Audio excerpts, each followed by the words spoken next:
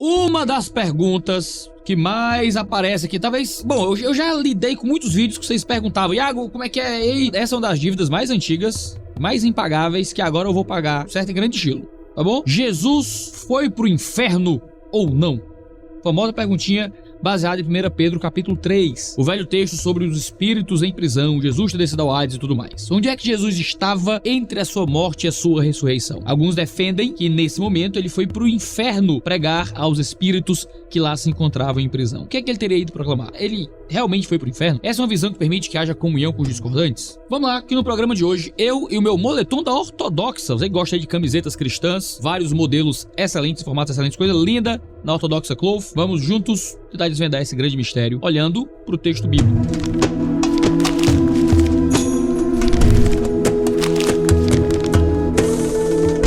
O texto é 1 Pedro 3, 18 a 20, onde fala de Jesus dizendo: pois também Cristo padeceu uma única vez pelos pecados, o justo pelos injustos, para conduzir vocês a Deus, morto-se na carne, mas vivificado no Espírito, no qual também foi e pregou aos espíritos em prisão, os quais, noutro tempo, foram desobedientes, quando Deus aguardava com paciência nos dias de Noé, enquanto se preparava a arca, na qual poucas pessoas, apenas 8, foram salvas através da água. Esse texto que a gente leu é aberto para algumas possibilidades de interpretação, como praticamente todo o texto polêmico da Escritura. Existem 3 posições principais acerca da interpretação desse texto, se Jesus foi ou não para o Hades, para o inferno. A primeira posição é a posição de que, na verdade, Cristo pregou ao povo do tempo de Noé por meio de Noé, no Espírito. Então Jesus, espiritualmente, fala por meio de Noé como um pregador da palavra de Deus, a aqueles que foram desobedientes nos tempos de Noé. A segunda interpretação é que, na verdade, Cristo, na sua ascensão, prega aos espíritos que estão em prisão, aqueles que estariam condenados de alguma forma ou ao próprio mundo espiritual. Dessa forma, a pregação de Cristo aqui aos espíritos em prisão se daria espiritualmente em sua ascensão. A terceira interpretação é que Cristo, na verdade,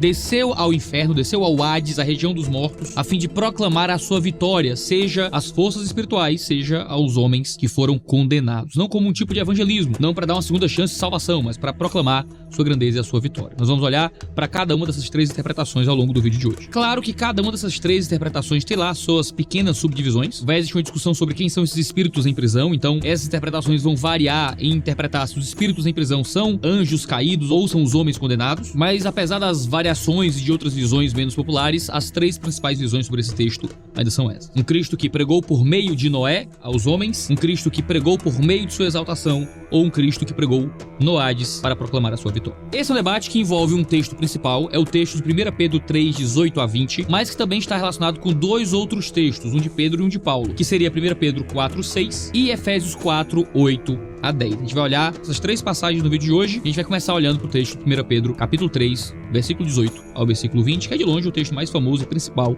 do debate sobre Jesus ter ido ao Hades ou não.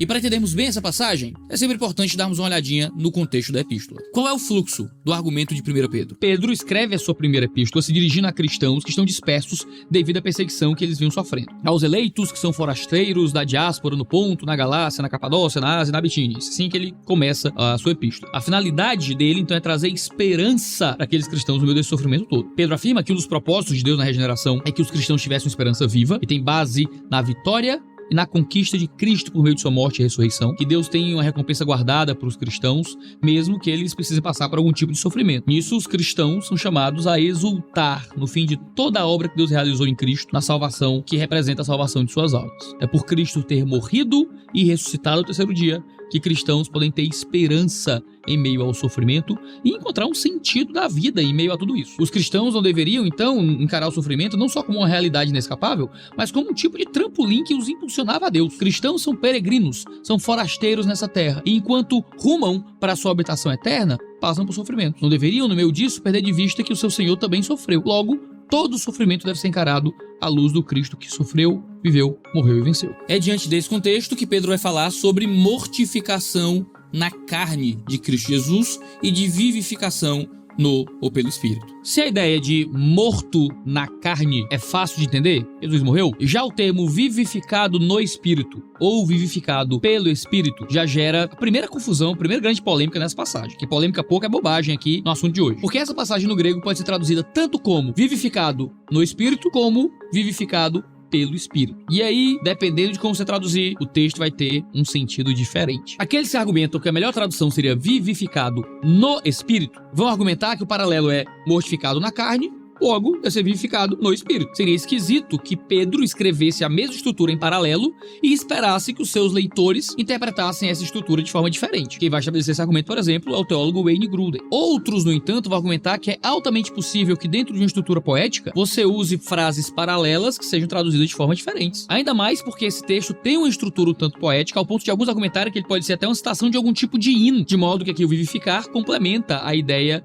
de morte. Dessa forma, morto em relação à carne indicaria que a conclusão dos sofrimentos injustos de Jesus Cristo acarretou no fim daquele tipo de existência, ou seja, em sua morte, e em paralelo a isso, vivificado no Espírito, ou pelo Espírito, indicaria a vindicação do Pai e a ação do Espírito Santo ao fazê-lo ressurgir em outro tipo de existência. Por causa do paralelismo do texto, acredita-se que isso possa ser parte de um hino conhecido entre os destinatários de Pedro. E aí qual é a confusão? Se é pelo Espírito, nós temos aqui Espírito Santo. Jesus morreu na sua carne, mas foi vivificado pelo Espírito Santo. Mas se for no Espírito, a gente tem o Espírito no sentido mais parte material, espiritualidade. Então ele foi morto na carne, mas foi revivido de forma espiritual, a sua espiritualidade. A grande pergunta é qual o tipo de dativo que Pedro está usando aqui. Talvez você não saiba, mas toda frase no grego é dividida em casos. Você tem o caso nominativo, genitivo, dativo, acusativo e tudo mais. O nominativo, por exemplo, é quando um substantivo desempenha a função de sujeito numa oração.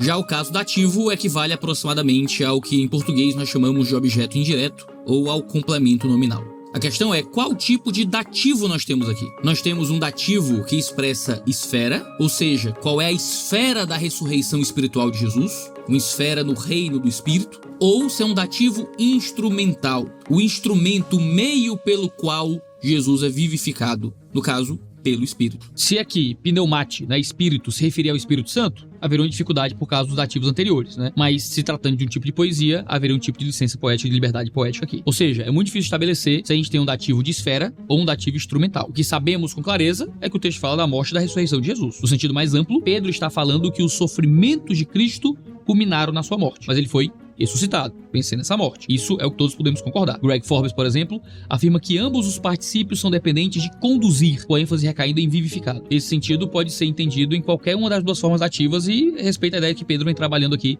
na sua carta ao fazer o cristão encarar seu sofrimento à luz do sofrimento de Cristo. Então, por mais que a gente não tenha como saber exatamente se a tradução mais correta é vivificado no Espírito ou vivificado pelo Espírito, de todo jeito a ideia é que Jesus morreu na sua carne, então ressurgiu na sua ressurreição. Está vivo novamente. Mas quem dera fosse a única polêmica do texto, A próxima questão a ser tratada é a que surge no versículo 19, a expressão no qual, enro, se refere ao quê? Em primeiro lugar, ela pode significar que essa expressão se refere ao reino espiritual, ou seja, no qual se refere a no Espírito. Você traduzir como no Espírito. Quem defende essa posição é o Wayne Grudem. Para ele, no qual é uma referência ao termo Espírito, significando no reino da atividade do Espírito. E é daí que vem a ideia de uma pregação do Evangelho, de um Cristo que prega em Espírito, através de Noé. Para o Wayne Grudem, uma vez que Jesus foi vivificado no Espírito, Pedro aproveitaria isso para levar o leitor como uma espécie de flashback para os dias de Noé, dos quais Jesus estaria pregando através de Noé em Espírito. Grudem argumenta que Pedro frequentemente faz uma transição de uma seção para outra pelo uso de um pronome relativo como esse, e ele deveria então nos indicar que os argumentos seguintes, enquanto relacionados ao argumento geral desse trecho, podem introduzir um tema diferente. Ele afirma que esse mesmo padrão é visto em 1 Pedro 1, no capítulo 2 e mesmo no capítulo 3. Consequentemente, os espíritos em prisão seriam aqueles que, noutro tempo,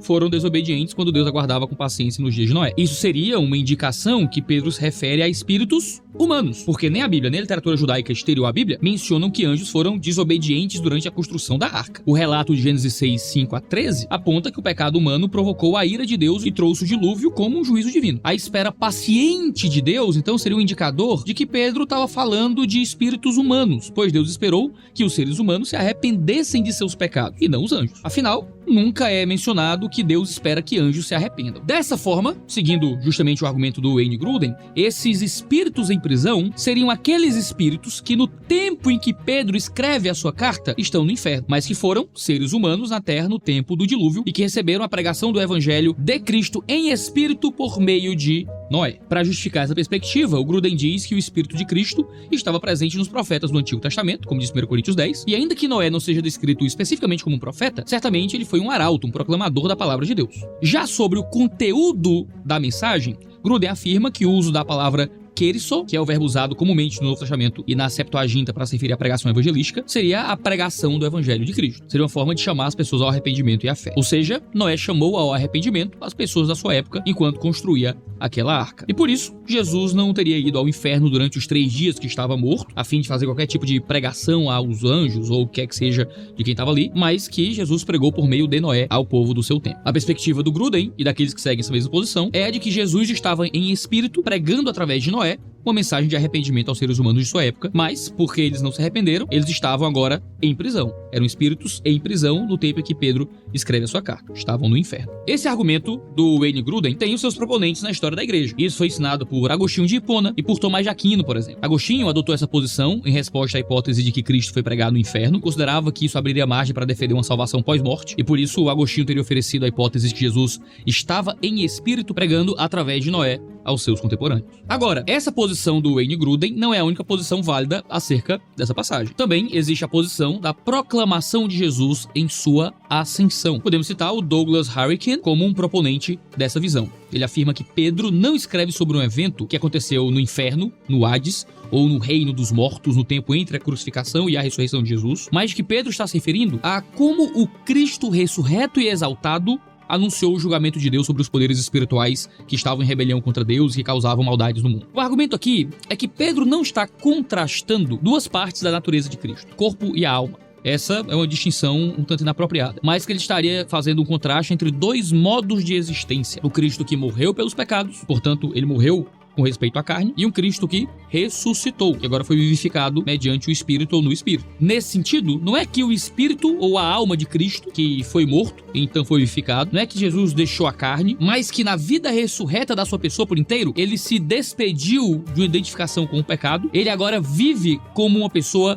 ressurreta, no modo de existência que os cristãos, mesmo antes da ressurreição, podem participar. Corpo e alma juntos. Nisso, o argumento é que os particípios ali para morto, vivificado, fariam uma sequência de eventos que mostram Cristo que morreu e ressuscitou, se referindo à sua morte e à sua ascensão. Essa morte, ressurreição e ascensão aparecem como uma única frase que tem como interesse nos apresentar uma série una de eventos. Eventos esses por meio dos quais Cristo nos conduz a Deus. Nesse sentido, isso significaria que no tempo em que Jesus estava no estado de vivificado, ele foi e pregou. Nessa leitura, a pregação de Cristo ocorre então após a vivificação no Espírito, ou seja, depois da sua ressurreição, não entre sua morte e ressurreição. Essa leitura vai dizer que a utilização do verbo foi no início da passagem, quando Pedro fala que Cristo foi aos espíritos em prisão, e também no final da passagem, quando menciona que Cristo subiu aos céus, mostra que Jesus pregou para estes espíritos em sua ascensão. Uma das grandes vantagens dessa leitura é que você não precisa fazer uma retrospectiva até os tempos de Noé para explicar essa pregação, essa proclamação de Cristo Jesus. Por meio da sua obra, Jesus realiza nossa salvação, recebe um lugar à direita do Pai, subordina a si todos os poderes que são contrários. O argumento de Pedro parte da morte de Jesus até a exaltação de Jesus, o que seria uma quebra um tanto estranha, esse retrocesso para falar de uma pregação de Noé aos rebeldes em sua época. Temos também uma terceira possibilidade. A terceira possibilidade é de que Jesus foi realmente ao Hades, desceu realmente ao inferno para pregar, para proclamar a sua vitória aos espíritos malignos que estão em prisão. É Karen Jobs que argumenta que Pedro teria se baseado na tradição judaica de 1 Enoque ao escrever o que escreveu aqui. Apesar de ter uma linguagem estranha para o leitor moderno, 1 Enoque fornecia uma linguagem familiar para o leitor de Pedro e fornecia o background para 1 Pedro 3, 19 a 20. Essa tradição que é documentada em 1 Enoque 12 a 16 parece oferecer um plano de fundo que se encaixaria muito bem em 1 Pedro 3, 19 a 20. Ambos envolvem espíritos que receberam a proclamação de Deus e que estavam associados com a história de Noé. Se essa é a tradição assumida por trás de 1 Pedro 3, então os espíritos a quem Cristo pregou deveriam ser entendidos como os anjos caídos ou os espíritos demoníacos. Seu aprisionamento, então, representava o poder restritor de Deus em termos espaciais. A mensagem que Cristo pregou a eles é a confirmação de que o grande dia da conclusão, primeiramente anunciado no dilúvio, veio sobre eles. A ascensão de Cristo em si pode ser considerada, então, a proclamação da derrota deles. Pedro está identificando Jesus Cristo como vitorioso sobre todo o mal, tanto no mundo físico quanto no mundo espiritual. Alguns comentaristas resistem a essa interpretação, porque Pedro não cita Enoque explicitamente aqui. Além disso, o livro de 1 Enoque teria de ser conhecido entre os leitores de Pedro para que essa alusão fosse reconhecida, o que muitos acham pouquíssimo provável, mas os defensores dessa posição vão argumentar que não é necessário um conhecimento literário amplo do livro de 1 Enoque para poder a referência ser feita, basta o conhecimento geral do papel dos espíritos malignos no dilúvio de Noé. O fato que Pedro não cita nem se refere a Enoque mostra que ele não está interessado em dar crédito ou analisar 1 Enoque, mas que estaria, talvez, simplesmente usando a tradição que seria familiar aos seus leitores. É certo que os residentes da Ásia Menor, gentios ou judeus, estavam familiarizados pelo menos com essa tradição de Noé. Eu trouxe uma citação de um teólogo chamado Greg Forbes, que ele vai dizer o seguinte: a proclamação de Cristo aos espíritos em prisão, assim, está relacionada a um evento pós-ressurreição, não no seu estado pré-existente. Isso é, feita enquanto eles estavam em prisão. Os espíritos provavelmente são seres espirituais e a linguagem depende da tradição dos anjos caídos no pensamento judaico, com alguns paralelos claros e surpreendentes a 1 Enoque. As abordagens que tomam espíritos como almas humanas geralmente sofrem com a tendência de ler essa passagem de forma errada em conjunção com 1 Pedro 4,6. A proclamação não era de perdão, mas um anúncio de vitória e assim posterior subjugação. Agora, essa é uma visão profundamente dependente de Gênesis capítulo 6, da leitura que você vai fazer de Gênesis 6. Se ali os filhos de Deus que tiveram atos sexuais com as filhas dos homens, não é? Se ali são seres humanos ou se ali são anjos. Você precisa seguir a interpretação que é comum em textos espiritualistas judaicos, como em 1 Enoque, de que ali há anjos, para que essa leitura de 1 Pedro faça sentido para você. Se você segue a interpretação que filhos de Deus e filhas dos homens é uma terminologia para se referir ao que vem no capítulo anterior, a genealogia de Sete e a genealogia de Caim, como os filhos de Deus sendo a genealogia santa dos que vêm em fidelidade ao Senhor e as filhas dos homens, aqueles que se separaram de Deus, essa leitura não vai fazer nenhum sentido para você. A leitura de que Jesus desceu ao Hades para pregar os espíritos de Gênesis 6. Você teria que seguir uma perspectiva um pouco variada dessa, de que Jesus teria descido ao Hades, mas que esses espíritos em prisão não são os anjos do tempo de Gênesis, mas são as pessoas que foram condenadas que receberiam essa proclamação da vitória de Cristo Jesus. Mas aí a variação vai depender da sua leitura de Gênesis capítulo 6. Essa é uma perspectiva que estaria de acordo com outras referências do Novo Testamento com respeito à derrota de Satanás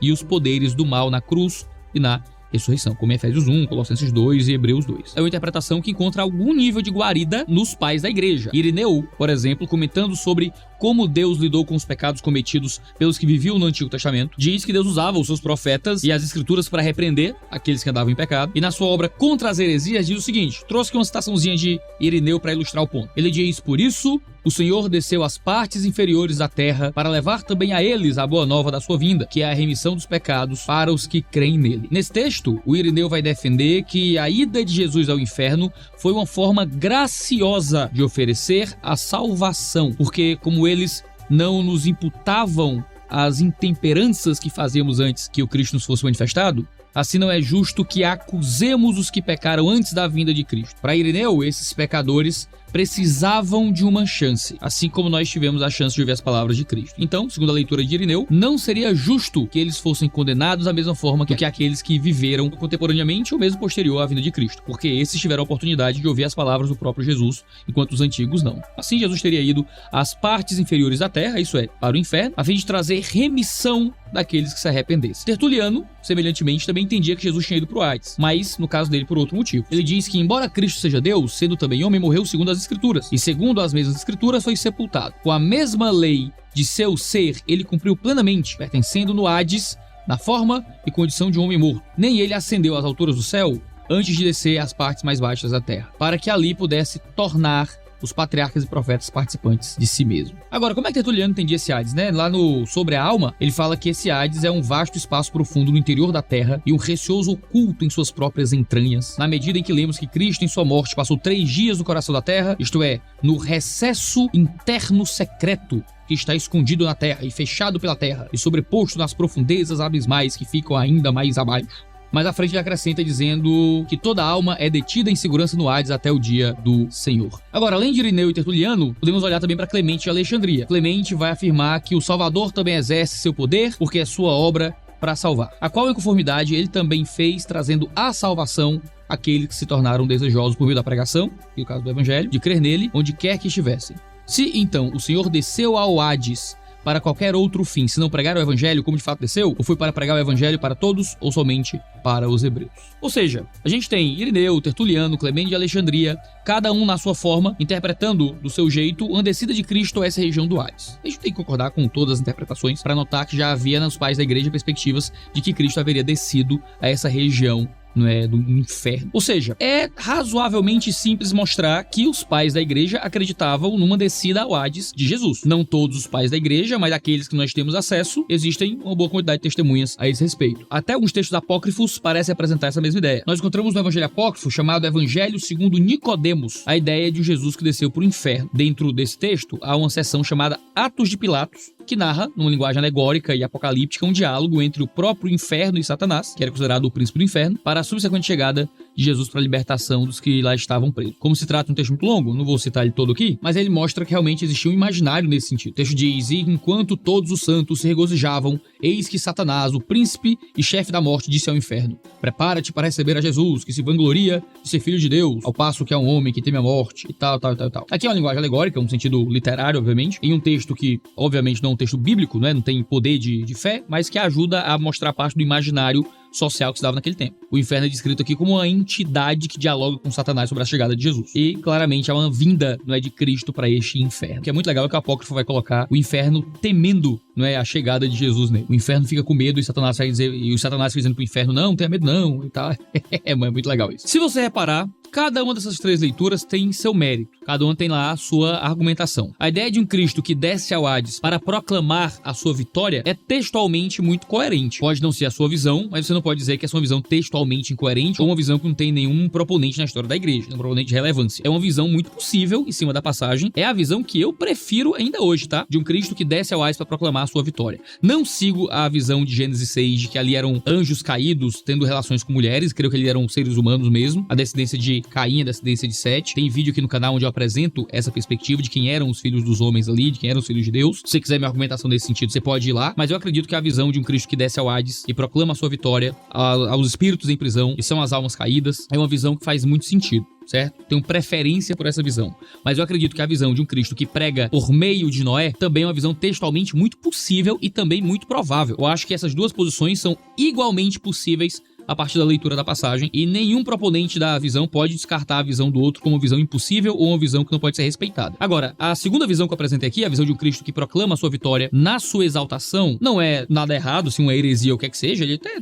proclama a sua vitória e sua exaltação, mas eu não acredito que o texto fala disso. Eu acho que é a visão textualmente mais frágil das duas que são apresentadas aqui. A obra de Cristo só estaria completa com sua ressurreição e ascensão em corpo, sendo ele glorificado ao Pai. Essa ideia de um Cristo que está em espírito, já no mesmo dia, junto ao Pai, tira boa parte da força de um Cristo que desceu ao Hades para proclamar sua vitória. Claro que os textos não lidam temporalmente com as coisas, não é? Jesus poderia ter descido ao Hades, proclamado sua vitória e subido aos céus no mesmo dia? Isso é absolutamente possível, mas aí já começa a entrar num nível que sai da teologia e entra na pura especulação. Agora, essa não é a única passagem que discute essa questão. Mesmo dentro da Epístola de Pedro, nós temos um outro texto que discute algo um tanto parecido, um tanto relevante, que é o texto de 1 Pedro 4:6. Esse é um versículo que parece defender que Jesus teria ido ao inferno fazer justamente essa pregação. Lá nós lemos o seguinte: pois para este fim o evangelho foi pregado também a mortos, para que, mesmo julgados na carne segundo os homens, vivam em espírito segundo Deus. Mas vamos lá, há questões importantes aqui. A gente deve levar em consideração que o contexto imediato de 3:6 e de 4:6 deve ter prioridade em informar as interpretações que a gente vai ter aqui. A gente não pode simplesmente tentar aplicar o contexto de uma passagem para outra, tá? Os dois versos são só superficialmente similares, eles são diferentes de muitas formas. Em 3:19, Cristo é aquele que proclama, mas em 4:6 o verbo é passivo. Implica que Cristo é o conteúdo da pregação. Os verbos não são os mesmos em ambos os versos também. O verbo mais geral, kerisso, é usado em 3:19, mas é evangelizoamai, que aparece como referência específica ao evangelho ser pregado em 4:6. E também tem o fato de que a razão que mais pesa para os dois versos não serem diretamente relacionados é que a audiência de 3:19 da proclamação são os espíritos, né, pneumata, e não os mortos, necróis, como em 4:6. As duas palavras não são iguais, não são sinônimos, não são exatamente as mesmas palavras para descrever os mesmos elementos. A razão para associar os dois termos como equivalentes advém mais da vontade de defender a doutrina da descida ao inferno do que propriamente de uma análise textual rigorosa. Os textos são razoavelmente separados. Os mortos em 4:6, que foram julgados segundo os padrões humanos na carne, são os mesmos que estão vivos no reino do Espírito, sendo julgados pelos padrões de Deus agora. Portanto, não precisam de uma oferta da salvação. O texto fala de pessoas que agora vivem segundo o Espírito de Deus. E isso mata toda a questão da passagem de 4:6. Esses que recebem a pregação do Evangelho agora são vivos no Espírito e agora vivem segundo Deus. Eles não podem ser espíritos em prisão que ouviram uma revelação de Cristo e uma revelação de sua salvação. Veja, 1 Pedro 4:5 alega que pagãos que rejeitam o Evangelho de Cristo e zombam dos cristãos por viverem a sua fé terão que responder a Deus, aquele que julga os vivos e os mortos. Então, os mortos, em 4:6, devem ser entendidos como os mesmos referentes de 4:5, porque não há nenhum marcador sintático ou lexical que sugira o contrário aqui. 1 Pedro 4:6 começa com por esta razão, pois, por este fim. Ou seja, é porque há um julgamento vindo que o Evangelho foi pregado aos mortos, significando para aqueles que agora estão mortos, mas que ouviram o Evangelho enquanto estavam vivos, é algo que sugira o contrário. Ou seja, o texto de 1 Pedro 4:6 não tem nem perigo de estar se referindo a uma descida do inferno, a uma pregação àqueles que estão mortos e tudo mais, porque o texto diz com clareza. O Evangelho foi pregado também a mortos, para que mesmo julgados na carne segundo os homens, vivam em espírito segundo Deus. A ideia aqui é que esses mortos eram pessoas que agora estavam mortas, mas que ouviram a pregação do Evangelho quando estavam vivas, não significando ninguém que está no Hades ou o que é que seja de um Cristo que desceu até lá. Não tem absolutamente nada no contexto aqui que aplique a ideia de um Cristo que desceu pro inferno ou o que é que seja, tá bom? Mesmo que você acredite que 1 Pedro 3 fala de uma descida ao Hades, 1 Pedro 4 não tem como ser aplicado a algo desse tipo. E isso não tem nem o que questionar. Mas um texto um tanto mais polêmico é o texto de Efésios 4:8-10, que é uma outra passagem no Novo Testamento que parece sugerir que Cristo desceu ao inferno. O texto diz: quando ele subiu às alturas, levou cativo o cativeiro e concedeu dons aos homens. Ora, o que quer dizer ele subiu? Senão que também havia descido até as regiões inferiores da terra. Aquele que desceu é também o mesmo que subiu acima de todos os céus para encher todas as coisas. A leitura que alguns fazem dessa passagem é que as regiões inferiores da terra aqui se refere ao inferno, ou ao Hades. Em uma primeira leitura, claro que isso pode fazer sentido, de um Cristo que desceu para as profundezas da terra, debaixo da terra, mas muitos vão interpretar que isso é uma referência à sua encarnação, morte e sepultamento, de que essa região profunda da terra é a própria terra, e de um Cristo que é sepultado e morto, e não algo que está abaixo da terra ou alguma coisa do tipo. Agora, o grego pode realmente nos ajudar muito aqui. No grego, nós temos um comparativo e não um superlativo. O fato de Paulo ter escolhido usar um comparativo aqui no grego, takatotera mere, é um comparativo, é traduzido como as partes inferiores, o que coloca essa parte inferior como parte da terra, incluso ao conceito de terra. Ou seja, não seria um lugar que está fora da terra, mas uma parte da terra que é inferior. É algo que está dentro da própria terra. Se eu digo a pior parte da minha casa, eu tô falando de algo que tá dentro da minha casa. A melhor forma no grego de Paulo se referir a algo que estivesse fora da terra, que fosse uma coisa para além da terra, seria usando um superlativo e não um comparativo. Paulo escolhe usar um superlativo que faz a gente entender que essa parte inferior, as regiões inferiores da terra, é uma referência a algo que é contido na própria terra. Seria da terra um lugar inferior. Ou seja, ele veio num lugar pobre, ele nasceu numa cidade pobre, ele nasceu numa zona rural de lugar nenhum, que as pessoas zombavam da cidade onde ele nasceu na Galileia, encarnou como uma criança, foi crucificado numa cruz, foi colocado numa cova, e foi morto e colocado numa cova. A ideia aqui seria uma metáfora, uma linguagem poética para se referir que ele andou no pior da terra. Ele viveu o que havia de menor na sua humilhação, e não que ele desceu para o espaço físico inferior à terra. É o Ronald Renner que traz essa perspectiva aqui do grego, eu achei muito boa, e ele também traz algumas considerações, como de que não há nenhuma indicação de que Jesus ascendeu ao céu a partir do inferno, porque é isso que o texto estaria dizendo, né? Ele desceu e depois ascendeu, mas a Bíblia deixa claro que ele ascendeu a partir da terra, não a partir do inferno. Nenhum tempo é indicado aqui para quando Jesus teria ido ao inferno. O lugar onde Jesus tem a vitória sobre os poderes do mal e o pecado, para que ele pudesse dar dons aqui no texto, não foi o inferno, mas foi a cruz, segundo Colossenses 2 e Efésios 2. Em Efésios, a guerra com hostes satânicas não é no inferno, mas é nas regiões celestiais, e Paulo poderia tranquilamente ter usado termos para inferno aqui, mas ele não faz. O que faz com que o texto de Efésios 4:8 não pareça indicar a ideia de uma descida ao inferno. Alguns tentam interpretar esse texto como uma referência à descida do Espírito Santo, mas eu também acho uma leitura um pouco complicada. Alguns vão argumentar que é uma tradição rabínica anterior, que é um tipo de leitura do Targum, do Salmo 68, lá na festa dos tabernáculos, para falar de uma descida do Espírito, mas eu acho que é uma posição muito complicada. Precisaria de um vídeo inteiro só para discutir esse tipo de correlação, mas eu também não acho que é uma boa leitura, não. Por mais que eu tenha uma visão positiva da leitura de 1 Pedro 3 sobre um Cristo que desce ao Hades para proclamar sua vitória, eu não acredito que Efésios está dizendo algo parecido com isso. Eu realmente acredito que Efésios está falando de sua encarnação e de seu tempo em sepultura. E eu acho que essa também é a única leitura correta dessa passagem. Por mais que eu apresente 3 leituras possíveis do texto de 1 Pedro 3, eu realmente acho que 1 Pedro 4 e Efésios 4 não tem nenhuma outra leitura saudável diferente da que a gente está apresentando aqui. Qual é a leitura aqui de Efésios 4? De que desceu às regiões inferiores, é uma referência à própria terra, à encarnação de Jesus e à sua humilhação. Há pelo menos 3 motivos principais para a gente considerar isso. É que outras passagens corroboram que Jesus desceu dos céus a terra. Essa é a linguagem que é usada constantemente nas escrituras. Pensa em João 3, João 6, João 16. Em segundo lugar,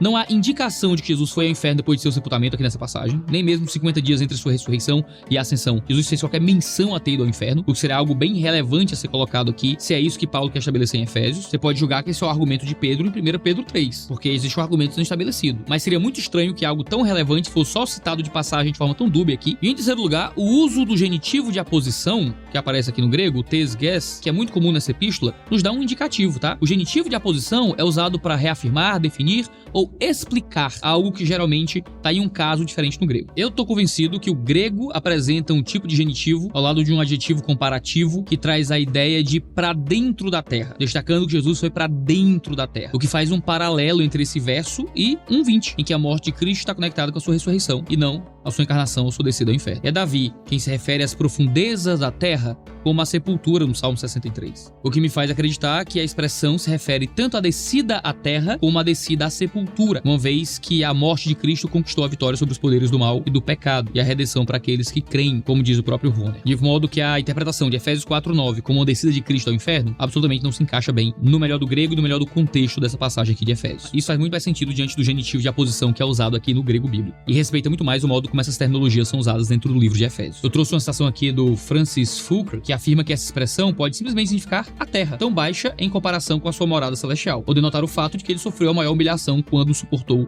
a própria morte. E assim desceu ao que as escrituras algumas vezes chamam de profundezas da terra, como no Salmo 69 e em Romanos 10. Assim, quer a expressão esteja relacionada apenas à terra, encarnação, ou ao túmulo, morte, ou às duas coisas, como eu acho que tá, essa expressão certamente não se refere ao inferno. Uma tradução possível, então, de Efésios 4 é que ele desceu às partes mais baixas, vírgula, que é a terra. Teria aqui uma ideia de explicação de que essas partes baixas seriam a terra. É uma tradução também possível dessa passagem. Agora, se todo esse debate já não fosse suficiente, eu preciso fazer uma pequena menção antes de encerrarmos aqui o vídeo. Foi publicado no Brasil uma obra, eu tenho aqui, de Samuel Denham, chamado Crux Mors Inferni, a doutrina da descida de Cristo, uma introdução. O argumento do Samuel Denham é uma grande defesa de que Jesus desceu ao Sheol para proclamar a sua vitória sobre os espíritos malignos e levar consigo ao paraíso os santos do Antigo Testamento que lá estavam aguardando libertação. O argumento dele é que o Antigo Testamento apresenta a ideia de que os santos que morreram lá não estavam nos céus, mas ocupavam um lugar distinto de descanso, normalmente chamado de o seio de Abraão. Nesse caso, eles estariam num tipo de limbo, estariam num tipo de ambiente temporário. Os pais da fé do Antigo Testamento então se encontravam em um lugar entre o Hades e o céu, ao qual nós chamamos de Sheol superior ou seio de Abraão. O livro vale a pena ser lido, se você quiser conhecer um pouco mais sobre esse tipo de temática, se você quiser mais argumentos acerca de um Cristo que desceu ao Hades, mas vale a pena citá-lo aqui para fazer uma crítica ao uso que ele faz do Salmo 63 para defender o seu ponto.